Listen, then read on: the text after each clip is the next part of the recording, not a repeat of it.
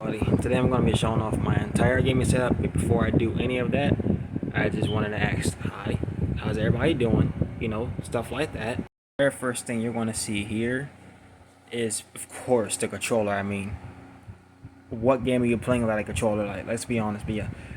This is a casual PS5 DualShock controller, well, DualSense controller that you can find at any Walmart for as low as like $60, maybe $65, you know, stuff like that. I made gaming headphones slash gaming mic, which I found these on Amazon for, I think, probably like $44 at most. And you've got my once favorite game that, I mean, it was a good game and all until my console, which is my PS4, then finally went to shit. You know how it is. Of course, you got my old capture monitor right here, which of course went to shit too, because if you turn the screen on, the screen's cracked. It shows nothing. And these headphones probably don't even matter at all, because I found these headphones at the dollar store for like maybe $15. Here's this guy. This is the ultimate veteran. I had this thing for a very long time. Still works and all, but I just decided not to play on it just because I got a new console and I didn't think, because of me having a new console, it will not make sense to keep playing on the old console, switching to old parts. You dig?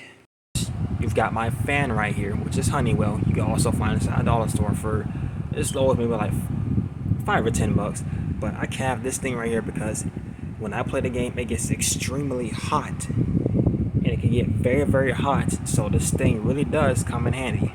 Here is my second PlayStation controller, which also went this shit because I was playing, what do we call it, one day. I was playing this game one day, and all of a sudden the controller just suddenly gave out on one of the analog sticks, as where it started drifting, you know, stuff like that. It just wasn't doing what it was supposed to. So mind you, I tried to fix that controller twice, and yet and still it did the same thing over and over again. So I said, you know what, might as well just buy a new controller. Right here is my keyboard, which I have not used yet, and I don't even know why I even got my mouse right here, which again, I don't even know why I even got that mouse. But yeah, it is what it is. Here around all this junk, you're going to find this long speaker right here that literally controls everything sound-wise that goes on this monitor possible. And this thing, I mean, it really is supposed to light up, but since the batteries done went out and went bad, it's not going to do that until I replace the batteries. It's nothing to worry about. This is where all the recording happens, which is my camera, which is a PlayStation 5. It's a generic PlayStation 5 camera. I was just gonna put it simple like that. It comes quite handy, and I must say it's got some very good quality. And here is the console itself. None of this on this screen will be here without this thing. This thing right here, bro. I fought long and hard to get this thing, and it's ridiculous that I finally have it.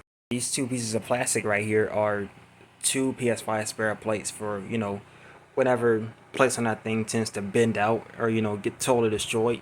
That's what these are for, but I don't think I'm going to be needing any of these things anytime soon, so it's definitely nothing to worry about. What we have here is my Nintendo Switch, which is the console that started off this entire setup in the first place.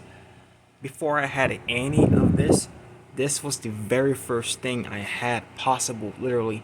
That's why I value and cherish it very much, and it was also a birthday gift, so keep that in mind. Then I even still got the joystick adapter that even goes to it, which is insane because, you know, I thought I had lost this thing, but I had to clean up a little bit until I was finally able to find it, you know, stuff like that.